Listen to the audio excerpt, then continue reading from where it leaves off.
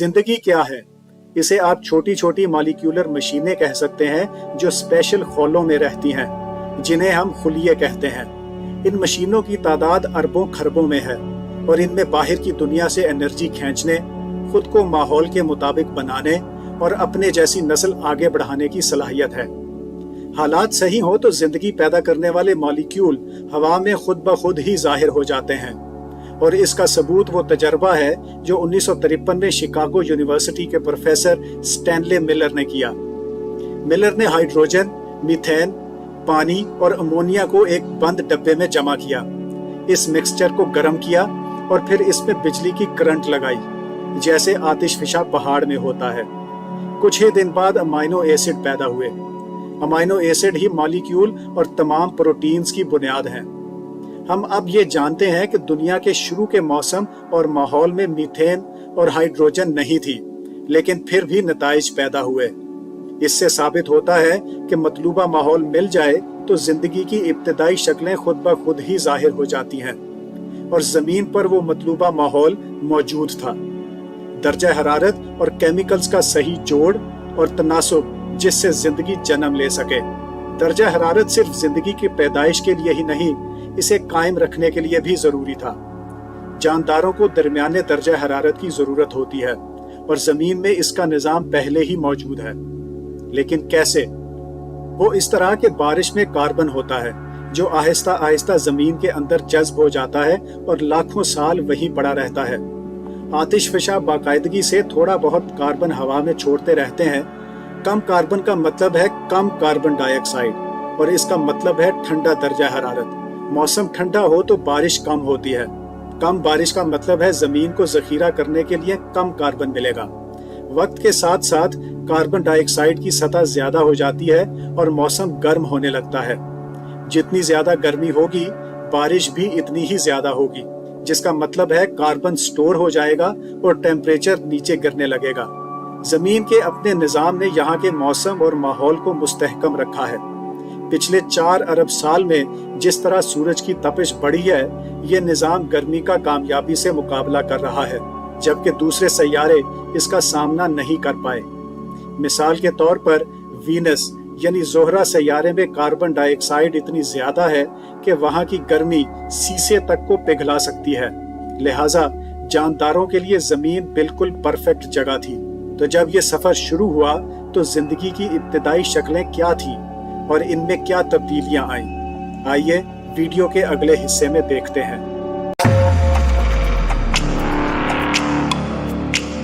जमीन पर जिंदगी की सबसे इब्तदाई शक्ल को प्रोक्रिएटस कहते हैं।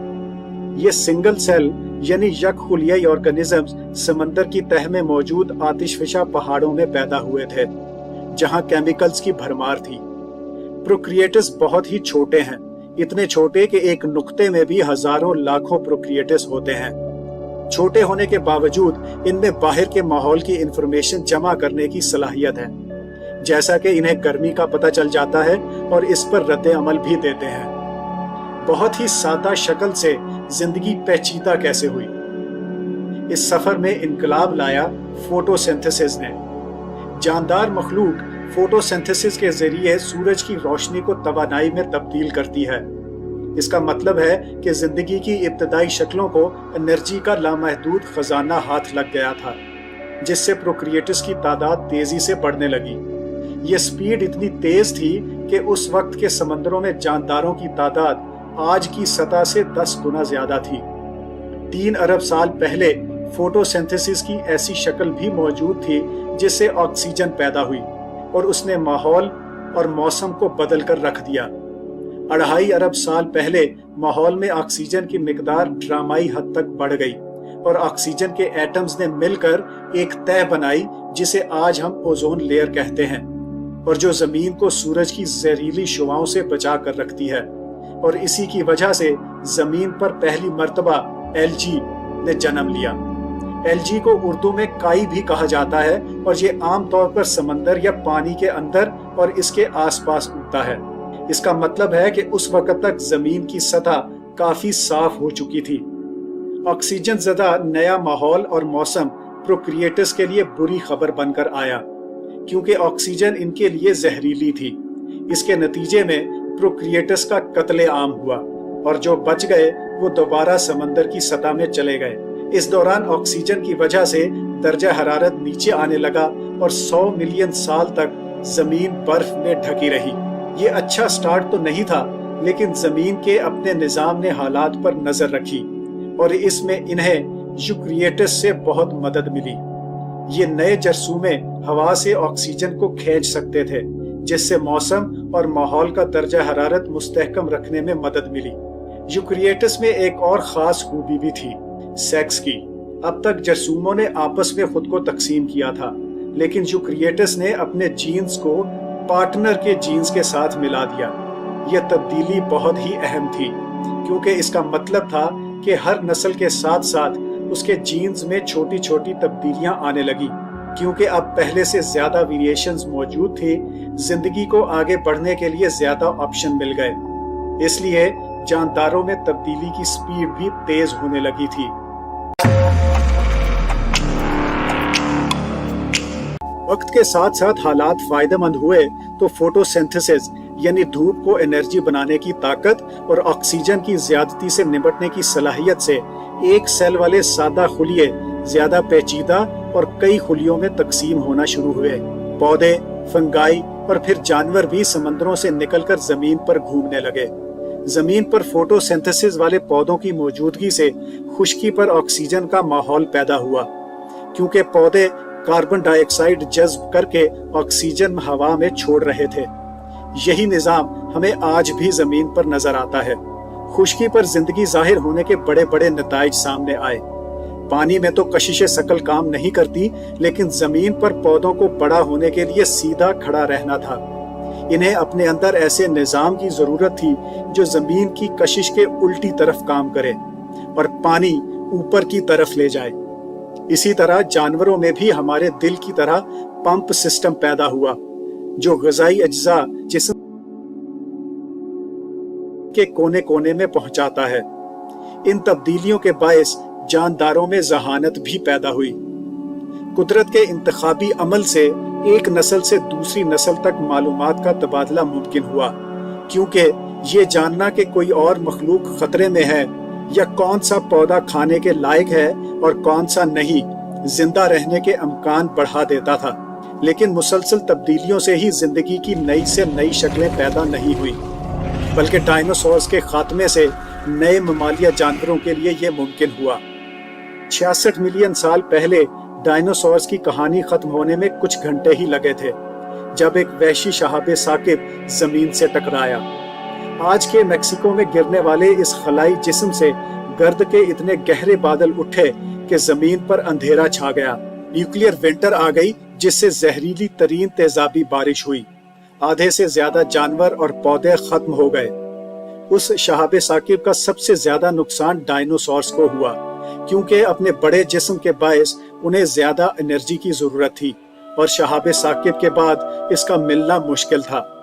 लेकिन इससे ममालिया जानवरों को क्या फायदा हुआ? ममालिया जानवर बहुत छोटे थे, चूहों जितने, और शायद इसी वजह से वो बच भी गए। डायनासोर्स के जाते ही नन्हे मुन्ने जानदारों को फलने फूलने का मौका मिला।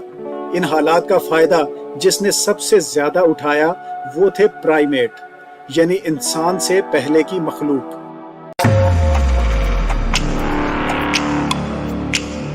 बाकी मखलूकों के मुकाबले में इंसान की उम्र कितनी होगी? कायनात के हिसाब से देखें तो हम अभी बहुत छोटे हैं। 13 अरब 80 करोड़ साल पहले कायनात के वजूद में आने को सामने रखें तो पिछले सिर्फ 60 लाख साल से हम यानी इंसान प्राइमेट्स से हटकर अपने अलग रास्ते पर चल रहे हैं। इस सफर में पहला फर्क तो ये पड़ा कि इंसान ने 2 टांगों पर चलना सीखा, जबकि इससे पहले प्राइमेट हाथों के बल चलते थे। इसके हमें बहुत फायदे हुए। मसलन 2 टांगों पर चलने के लिए हमारे कूल्हे तंग होने चाहिए थे। इसका मतलब है शुरू में इंसान ऐसे बच्चे पैदा किया करते थे जिनका अपने बल पर जिंदा रहना मुश्किल था। इससे बच्चों को वालिदैन बनकर पालने और मिलजुल कर रहने की आदत पैदा हुई। इंसानों में अब तक बहुत सी तब्दीलियां भी आई हैं। मसलन इंसानों के होमो इरेक्टस नामी नस्ल ने औजार बनाए और आग को कंट्रोल करने का तरीका सीखा। इससे खाना पकाने का काम शुरू हुआ। यानी हमारा खाना ज्यादा आसानी से हजम होने लगा। इससे बड़ी आंत का साइज छोटा हो गया और हमारे दिमागों को ज्यादा एनर्जी मिलने लगी। लेकिन सबसे शानदार तब्दीलियां होमो सेपियंस के साथ आई। ये ज्यादा पुरानी बात नहीं, चंद हजार साल पहले की है।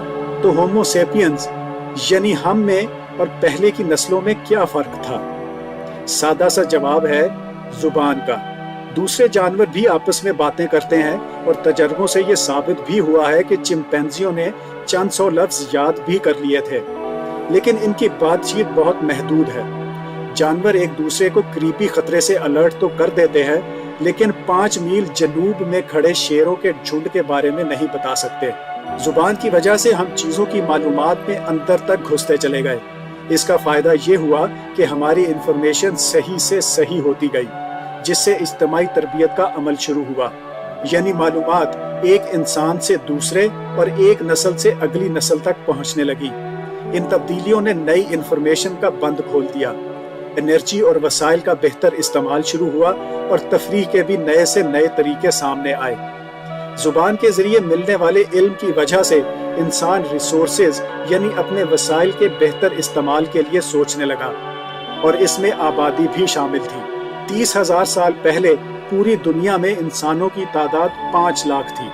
10,000 साल पहले बढ़कर 5 से 6 मिलियन तक पहुंच गई, यानी आबादी के साइज में 12 गुना और एनर्जी की खपत में भी 12 गुना इजाफा हुआ। उस वक्त तक इंसान पूरी दुनिया में फैल चुके थे। साइबेरिया से ऑस्ट्रेलिया तक छोटी छोटी आबादियां मजे मजे के खाने खाती थी, सेहतमंद रहती थी, आराम करने को वक्त भी मिलता था, और वो फ्री वक्त गाने बजाने के जरिए दिल भी बहलाया करती थी। उस वक्त हम इंसानी तारीख के नए थ्रेशोल्ड पर खड़े थे।